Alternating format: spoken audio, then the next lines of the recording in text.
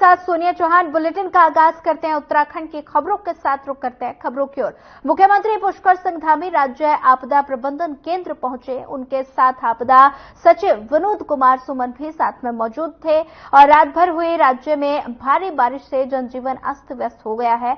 मुख्यमंत्री ने आपदा केंद्र पहुंचकर राहत और बचाव कार्यों का जायजा भी लिया। उन्होंने बताया कि सड़कों का बहुत ज्यादा नुकसान हुआ है और कहीं पर पुल भी टूट गए हैं।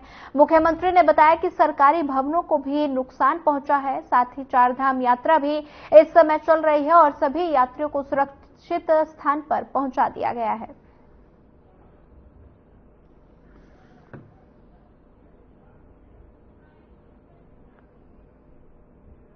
जान माल के साथ साथ सड़कों का भी बहुत नुकसान हुआ है।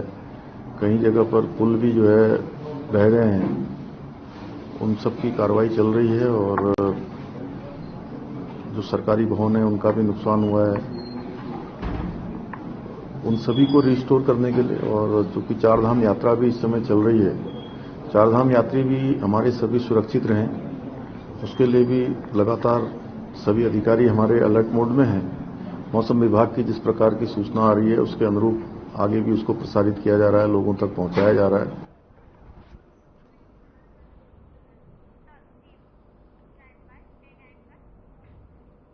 उत्तराखंड के टिहरी में भिलंगना ब्लॉक के नौताड़ तोक में बादल फटने से एक ही परिवार के 3 लोगों की मौत हो गई और बारिश और लैंडस्लाइड ने यहां भारी तबाही मचाई है। मुख्यमंत्री पुष्कर सिंह धामी यहां क्षेत्र में प्रभावितों का हाल जानने पहुंचे। नौताड़ तोक में बादल फटने के बाद नुकसान को लेकर मुख्यमंत्री पुष्कर सिंह धामी ने जखन्याली ग्राम पंचायत के प्रधान के प्रति दीपक श्रीयाल से मोबाइल पर बात की और घटना में एक ही परिवार के 3 लोगों की मौत पर मुख्यमंत्री ने गहरा दुख व्यक्त किया।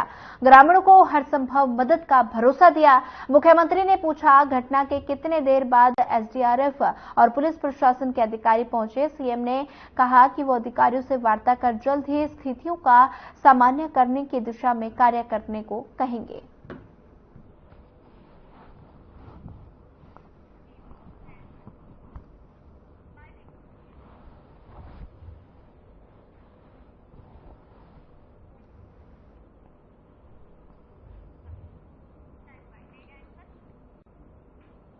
हल्द्वानी में शनि बाजार इंदिरा नगर के नाले में 8 साल बालक रिजवान के बह जाने के बाद लगातार रेस्क्यू टीम नहरों में उसकी तलाश कर रही है, लेकिन अभी तक कोई सफलता नहीं मिली है। पुलिस प्रशासन और एसडीआरएफ की टीम शनि बाजार नाल समेत लालकुआं विधानसभा क्षेत्र की नहर में तलाशी अभियान चला रहा है और अभी तक बच्चे का पता नहीं चल पाया। वहीं सिटी मजिस्ट्रेट आप वाजपेयी का कहना है कि भारी बारिश के दौरान घर से सामान खरीदने निकलते और साथ ही 8 साल के रिजवान ने इंदिरा नगर नाले में बह जाने की सूचना मिली थी, जिसके बाद से ही पुलिस प्रशासन और एसडीआरएफ की टीम में सर्च अभियान चला रही है।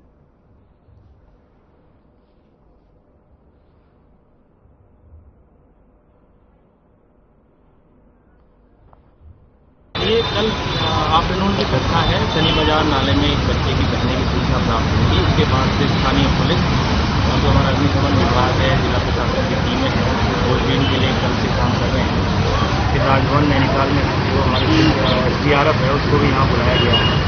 कल रात तक ये ऑपरेशन चला है, सफलता नहीं मिली है हालांकि, लेकिन आज सुबह से हम लोग फिर इसमें प्रयास कर रहे हैं। अभी जो हमारी जयपुर पीछे तक जाने वाली जो नहर है, जो सीधर नहर है, इसको हम लोगों ने बंद करवाया है। थोड़ी देर में ये पानी भी कम हो जाता है तो उसके बाद से यहाँ से लेके आगे जंगल तक पूरा खोजबीन का प्रयास होता है। बीते जुलाई में भारी बारिश के कारण अल्मोड़ा जनपद विधानसभा क्षेत्र सल्ट में खैरना मोहाल चौड़ी घट्टी मोटर मार्ग केएम 105 पर बना ब्रिटिश कालीन पुल धंस गया था और जिसके चलते रामनगर समेत सैकड़ों ग्रामीण क्षेत्रों का आवागमन बाधित हो चुका था। लेकिन जिला प्रशासन की तुरंत कार्रवाई से 3 सप्ताह के भीतर पुल वैली पुल बनकर तैयार होने के बाद आम जनता के पुल को सुचारू कर दिया गया है। जिलाधिकारी विनीत तोमर, विधायक महेश जीना सल्ट द्वारा पुल का उद्घाटन किया गया। बरसात से आवागमन अवरुद्ध हो गया है और अल्मोड़ा का ये मामला बताया जा रहा है, जहां पर ब्रिटिश कालीन पुल धंस गया और जिसके बाद बरसात से आवाजाही अवरुद्ध हो गई है, जिसके चलते लोगों को खासी परेशानियों का सामना करना पड़ रहा है। भारी बारिश का प्रकोप अल्मोड़ा में देखने को मिला।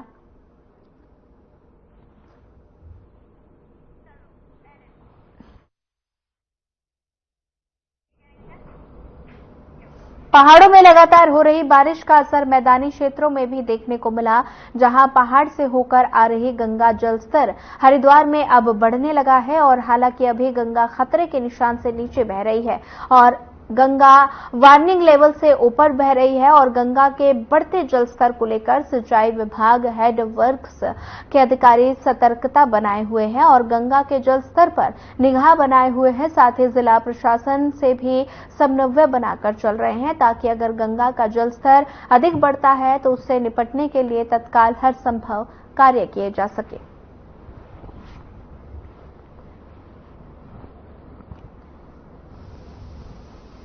इस टाइम गंगा का जलस्तर 293-45 है और हमारा जो है ना पीपीएम है ना बढ़ गया है। सुबह 8 बजे बढ़ गया था पीपीएम, इसलिए हमने नहर भी अपनी बंद कर दी गई, सेटअप ना हो इस वजह से। और जो बाढ़ से संबंधित जो भी मतलब मुस्तैदी है, पूरी तरीके से हमारा स्टाफ द्वारा पूरी तरह से मुस्तैद है। और नीचे स्तर पर जहाँ भी पानी मतलब बाढ़ का जाता है उसके लिए हमने प्रॉपर अपनी है ना मतलब चौकियां निर्धारित कर रखी हैं और हमारा समस्त स्टाफ उनमें पूरी तरह से अलर्ट है और निचले जो भी प्रशासन वाले हैं सभी को इसकी प्रॉपर सूचना दी जा रही है। बताया कि 293-245 चल रहा है। हाँ जी सर, वार्निंग लेवल से ऊपर है, खतरे के निशान से नीचे। ये वार्निंग लेवल हमारा 293 लेवल है और जो खतरे का निशान है 294 लेवल है हमारा। पौड़ी जिले के श्रीनगर विधानसभा थलीसैण ब्लॉक का चौथान पट्टी जैती डांग गांव में बादल फटने से खेतों को भारी नुकसान हुआ। वहीं घरों के अंदर जल भर मलबा और साथ ही चौथान क्षेत्र के छोटे छोटे पुलिया इस तालाब में बहने लगे और इस चौथान का सेंटर पॉइंट संकेश्वर मंदिर को काफी नुकसान पहुंचा। वहीं काफी लोगों ने गौशाले दबे चौथान का गांव गोगनी में 6 बकरियों की मौत हुई।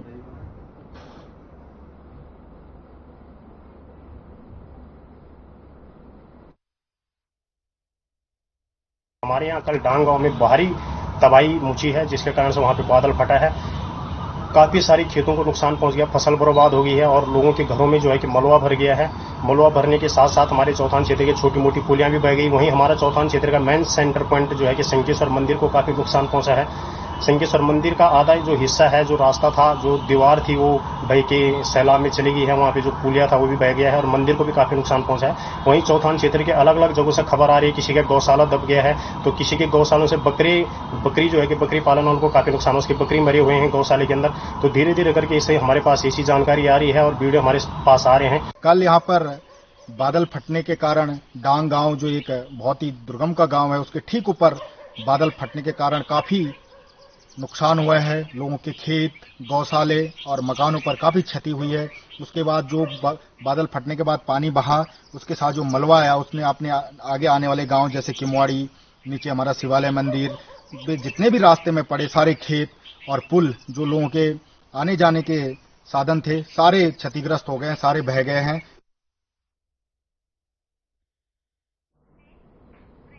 चलिए फिलहाल वक्त तो चला एक छोटे से ब्रेक का। ब्रेक के बाद जल्द हाजिर होंगे।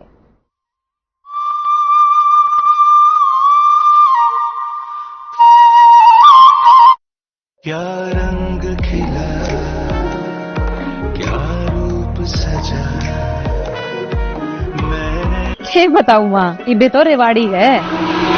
पता ना माँ, अभी तो अम्बाड़ा में कोई काम से माँ सारे हरियाणा में गाड़ी ना तोड़ तक में जा सा नॉन स्टॉप। ब्रह्मा लो आ गया। अरे माँ, गाड़ी निकालते ही शानदार हाईवे मिल जाए, गियर बदलो और पहुँच जाओ फटाफट। अरे हाँ माँ, अब हरियाणा सरकार नॉन स्टॉप काम कर रही है। अभी तो अपनी गाड़ी और बिजनेस दोनों भाग्य हैं नॉन स्टॉप। अब हरियाणा में है 40 नेशनल हाईवेज की भरमार, तभी तो सब कहते हैं हमारा हरियाणा नॉन स्टॉप हरियाणा।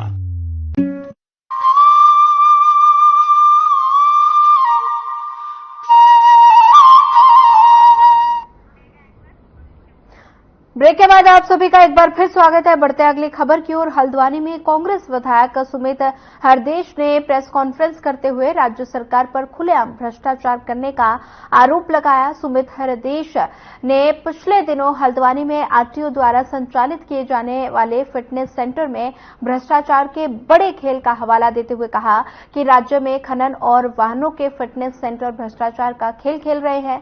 खुद कमिश्नर के छापे में ये खुला खेल सामने आया और इसी प्रकार आपदा आने के बाद भी ये सरकार रिएक्टिव होती है, जबकि सरकार को प्रोएक्टिव होना चाहिए था और आपदा के इंतजामों को फेल बताते हुए उन्होंने कहा कि हल्द्वानी शहर में भी इस सरकार की नाकामी का सबसे बड़ा उदाहरण यहां की अफसरशाही है। और विधायक सुमित ने कांग्रेस के केदारनाथ प्रतिष्ठा रक्षा यात्रा पर बोलते हुए कहा कि सरकार को स्पष्ट करना चाहिए कि आखिर केदारनाथ में सोना चोरी होने के बाद भी सरकार क्यों चुप है। सुमित ने कहा कि जिस तरह सरकार से आम जनता त्रस्त है, उससे ये स्पष्ट है कि आगामी उपचुनाव में केदारनाथ में भी जनता कांग्रेस को आगे बढ़ाकर सरकार के मुंह पर तमाचा मारेगी।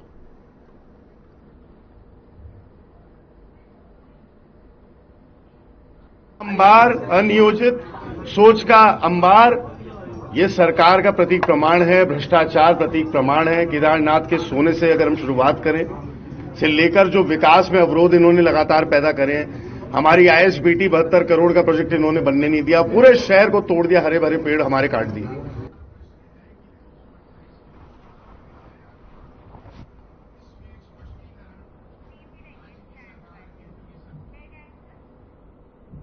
अगस्त के महीने की शुरुआत के साथ 15 अगस्त स्वतंत्रता दिवस की तैयारियों में जिला प्रशासन जुट गया है और इसी कड़ी में तैयारियों को लेकर देहरादून के कलेक्ट्रेट सभागार में देहरादून की डीएम सोनिका ने भी सभी अधिकारियों के साथ बैठक की। इस बीच जिलाधिकारी सोनिका ने बताया कि हर साल की तरह इस बार भी देहरादून के परेड ग्राउंड में स्वतंत्रता दिवस समारोह आयोजित होगा, जिसकी रूपरेखा के लिए आज बैठक ली गई है। साथ ही उन्होंने कहा कि मुख्य विभाग जैसे नगर निगम और पीडब्ल्यूडी के साथ अन्य विभागों को उनके दायित्वों के बारे में बताया गया।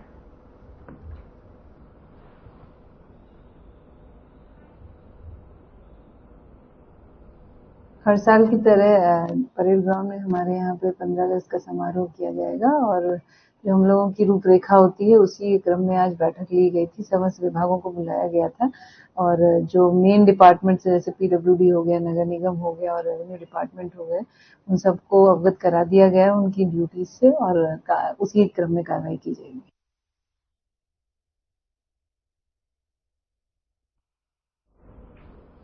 भीमताल में आज कुमाऊं आयुक्त दीपक रावत की अध्यक्षता में विकास भवन सभागार में केंद्र पोषित योजनाओं की मंडल स्तरीय समीक्षा की गई, जिसमें कुमाऊं मंडल के सभी मुख्य विकास अधिकारियों ने हिस्सा लिया और साथ ही अधिकारियों ने विभागीय कुमाऊं आयुक्त ने समीक्षा बैठक की है और साथ ही भीमताल का ये मामला है जहां पर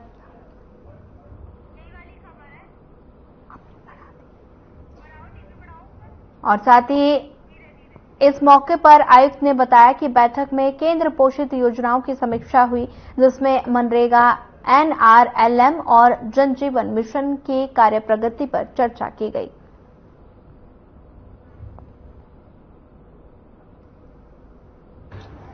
देखिए, एक तो आज जो बैठक है जिसमें कुमाऊं के जो जिले हैं उसमें सभी जो मुख्य विकास अधिकारी हैं, सभी सीडीओज, उनकी बैठक रखी गई है। मेनली मैं सेंट्रल स्कीम्स का एक तरीके से मॉनिटरिंग कर रहा था, क्या प्रोग्रेस है इसमें। सबसे पहले जल जीवन मिशन में, एनआरएलएम में, मनरेगा में क्या अच्छे काम हो रहे हैं ये देखा जा रहा था। और जल जीवन मिशन में प्रोग्रेस अच्छी है, केवल हमारी जो लिफ्ट बेस्ड स्कीम्स हैं उसमें थोड़ा बड़े काम होने हैं, जहां पे पंपिंग होनी है उसमें थोड़ा सा मुझे लगता है और मेहनत करने की आवश्यकता है, लेकिन काफी सारे काम हमारे पूरे हो गए हैं। दूसरा, ऐसी स्कीम्स जहां पे कि जल्दबाजी में या किसी और वजह से ऐसे स्रोतों का चयन हो गया था जो कि बहुत कम पानी दे रहे हैं या पानी नहीं दे रहे हैं।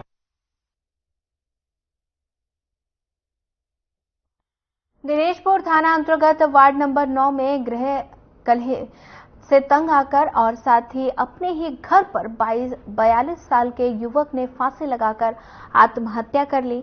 और मृतक रिंकू देवनाथ का विवाह 10 साल पहले हल्द्वानी के टांडा में हुआ था। मृतक रिंकू का एक 7 साल का लड़का भी है जो अपने मां के पास है।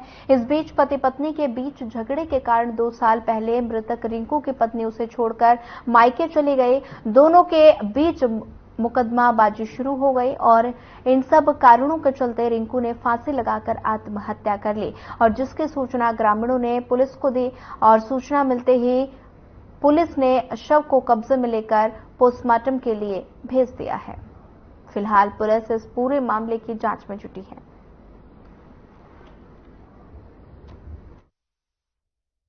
घटना है ये अपने पत्नी और बच्चे के गम में ये डिप्रेशन में था।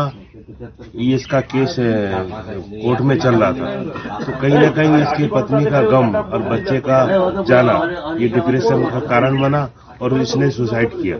मैं युवा पीढ़ी से ये कहना चाहूंगा कि इस तरीके की घटना का आपस में शेयर करें और आपस में मैनेज करें, ना कि अपने आप को जो है इस तरीके से सुसाइड करने की कोई जरूरत नहीं है। अपने आप को खड़ा होने की जरूरत है, अपने आप को संभालने की जरूरत है। कहना क्या चाहेंगे, पूरा गांव वाले इस लड़के के जो व्यवहार था, सारे इस व्यवहार कुशल लड़का था, ये सबसे मिलजुल के रहता था।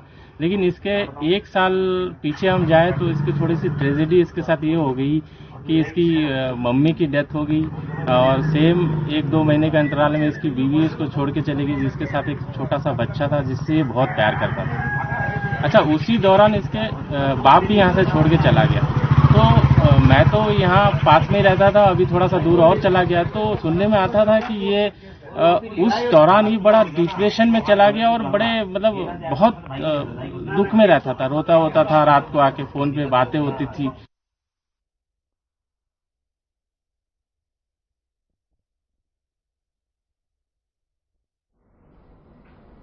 अल्मोड़ा के रानीखेत में काफी समय से आ रही शिकायतों को लेकर संयुक्त मजिस्ट्रेट वरुणा अग्रवाल ने रानीखेत उपमंडल के गोविंद सिंह महरा राजकीय चिकित्सालय का औचक निरीक्षण किया, जिसमें उन्होंने सीएमएस संदीप दीक्षित को आवश्यक दिशा निर्देश दिए। संयुक्त मजिस्ट्रेट ने ओपीडी रजिस्टर, मरीजों के वार्ड और ड्यूटी बोर्ड का निरीक्षण कर जानकारी ली। संयुक्त मजिस्ट्रेट ने कहा कि डॉक्टर्स की उपस्थिति पंजिका देखी गई थी, जिसमें सभी डॉक्टर्स मरीजों का इलाज करते हुए पाए गए। और वहीं उन्होंने कहा कि अस्पताल के संचालन में कुछ कमियां पाई गई थी और मरीजों को कोई परेशानी ना हो इसके बारे में सीएमएस को अवगत करा दिया गया था। और साथ ही उन्होंने कहा कि लोगों की शिकायत आती थी कि मरीजों को आवश्यक रेफर किया जाता है और साथ ही इस संबंध में भी दिशा निर्देश दिए गए हैं। संयुक्त मजिस्ट्रेट ने कहा कि जन औषधि केंद्र को लेकर भी हमारे पास काफी शिकायत आती थी और मौके पर जन औषधि केंद्र बंद पाया गया और सीएमएस से उचित कार्रवाई करने की बात कही गई। गोविंद सिंह महरा अस्पताल का, तो उसमें सारे डॉक्टर्स की उपस्थिति को पहली बार देखा गया था। तो डॉक्टर्स उपस्थित थे उस टाइम पे कार्यालय में और उनके द्वारा पेशेंट्स का इलाज किया जा रहा था। कुछ कमियां पाई गई थी अस्पताल के संचालन में, जिसके बारे में सीएमएस को अवगत करा दिया गया है। जैसे कि क्योंकि इस अस्पताल में रानीखेत का एक मुख्य अस्पताल है तो बहुत मरीज आते हैं, कम से कम 300-400 मरीज रोजाना आते हैं, तो उनको इंतजार ना करना पड़े, इसके लिए जो उनका रजिस्ट्रेशन है उसको कैसे सुचारू कर सकते हैं, ज्यादा लोगों के माध्यम से ज्यादा काउंटर लगा के रजिस्ट्रेशन को सुचारू करना। केदारनाथ धाम में सोने के चोरी का मामला अभी शांत नहीं हुआ कि इस बीच कांग्रेस से केदारनाथ के पूर्व विधायक मनोज रावत ने एक नया मुद्दा उछाल दिया।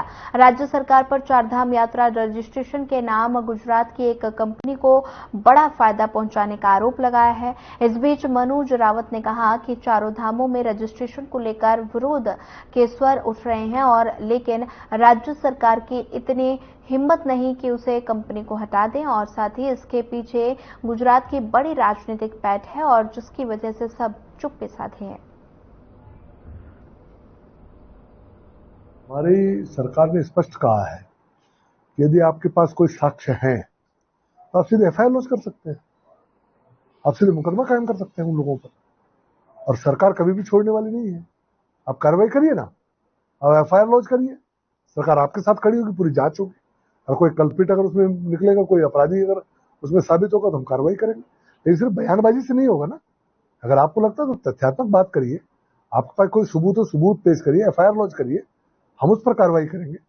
तो कांग्रेस को अगर करना है तो फिर सही रूप में आगे करना, सिर्फ बयानबाजी ना करें। जसपुर से मां को टोकरी में बैठाकर चारधाम यात्रा कराने के बाद अयोध्या जा रहे यूपी के दो भाई जसपुर ठाकुर मंदिर पहुंचे, जहां नगर क्षेत्र वासियों ने उनका स्वागत किया। दोनों ही भाई अपनी मां को टोकरी में बैठाकर चारधाम यात्रा कराकर लाए थे और वाकई ये तस्वीर जिसने भी देखी उसका मन भर आया।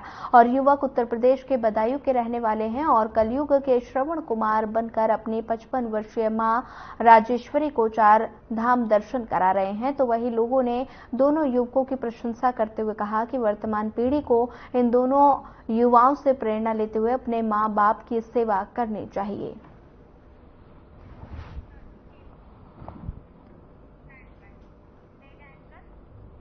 अल्मोड़ा में जनसंघ के स्थापक और प्रवर्तीय विकास मंत्री रहे शोभन सिंह जीना की आगामी 4 अगस्त को 115वीं जयंती मनाए जाने की तैयारी को लेकर प्रेस वार्ता के दौरान जयंती समारोह को लेकर जानकारी दी गई। इस समारोह में मुख्यमंत्री पुष्कर सिंह धामी मुख्य अतिथि के रूप में प्रतिभाग करेंगे और न्यास के अध्यक्ष प्रकाश चंद जोशी ने बताया कि स्वर्गीय जीना की जन्म जयंती पर जनपद के विद्यालयों में हाई स्कूल और इंटर कक्षा में विद्यालय टॉप करने वाले छात्र छात्राओं को सम्मानित किया जाएगा।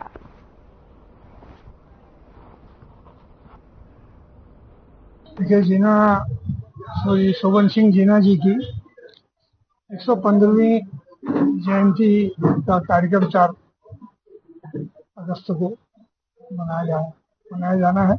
हर वर्ष हम उनकी जयंती यहाँ पर मनाते रहे हैं, तो इस वर्ष ये खुशी की बात है कि प्रदेश के माननीय मुख्यमंत्री श्री पुष्कर सिंह धामी जी मुख्य अतिथि के रूप में उस कार्यक्रम में रहेंगे और ये कार्यक्रम इस बार शोभन सिंह जीना परिसर के वहां पर उनके हॉल में मनाया जाएगा।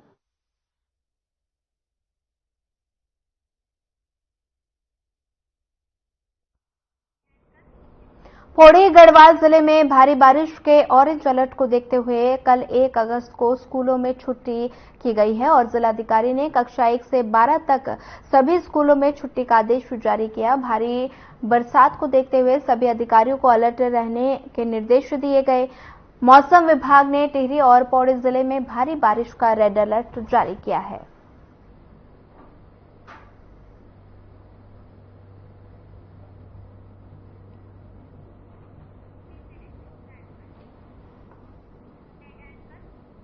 बीते दिन ग्राम लोका फार्म में पोल्ट्री फार्म में काम करने वाले लालता प्रसाद की हत्या का सितारगंज पुलिस ने 24 घंटे में खुलासा कर दिया और वहीं एसपी क्राइम चंद्रशेखर गुडके ने बताया कि ग्राम लोका निवासी ने सितारगंज कोतवाली में तहरीर देकर एक शिकायत दर्ज कराई थी कि उसने अपने मुर्गी फार्म पर काम करने के लिए करीब 2 साल पहले राम भरोसे को रख दिया और वहीं 20 से 25 दिन पहले सुमन कुमार को भी काम पर रखा था। दोनों में किसी बात को लेकर कहासुनी हो गई और वहीं बदले की भावना को सुमन ने रात में सोते समय लालता प्रसाद की हत्या कर दी। हत्यारे को गिरफ्तार कर लिया गया, साथ ही प्रयुक्त किए गए सीमेंट के पत्थर आदि को बरामद कर लिया गया।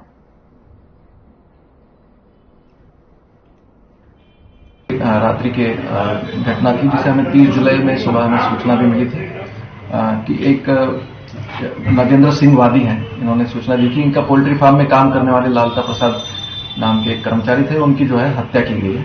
तो वादी द्वारा ही इसमें एक नामजद तहरीर दी गई थी। एक अभियुक्त की पहचान उनके द्वारा मतलब एक नामजद तहरीर देकर की गई थी। उनके यहाँ पे पूर्व में काम करने वाला सुमन कुमार एक कर्मचारी था जिसके ऊपर उन्होंने संदेह जताया था। तो जो परिस्थितिजन्य साक्ष्य थे वो भी इसी तरफ अंदेशा जता रहे थे कि इसमें सुमन कुमार ही इन्वॉल्व होने की पूरी हमें आशंका थी।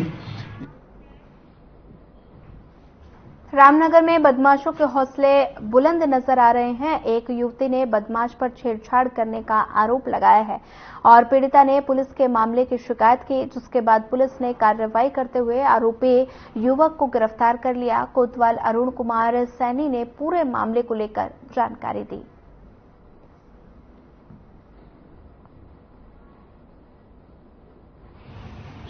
कल रामनगर में टेम्पो में एक युवती के साथ किसी युवक द्वारा असली हरकत करने का मैटर पुलिस के संज्ञान में आया है। सूचना पर पुलिस द्वारा तुरंत अभियोग पंजीकृत किया गया है और अभियुक्त को हमारे द्वारा गिरफ्तार किया गया है। उसे माननीय न्यायालय पेश किया जाएगा।